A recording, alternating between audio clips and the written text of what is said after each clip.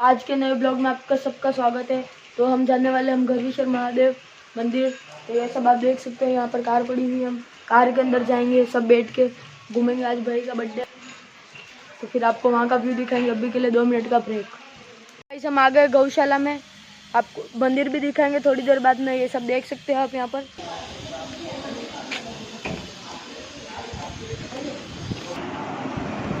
देख सकते हो गाइस, ये हमारी गौशाला, ये हमारी प्यारी प्यारी गाय।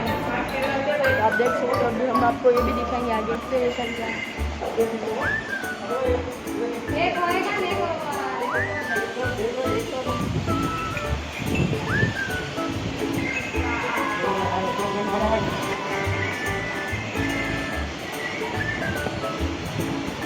अगली लोकेशन पे जाके फिर अपना ब्लॉग बनेगा। अभी के लिए 2 मिनट का ब्रेक। आगे हमारी दूसरी लोकेशन पे, तो आपको दिखा दे अंदर जाके। और यहाँ पर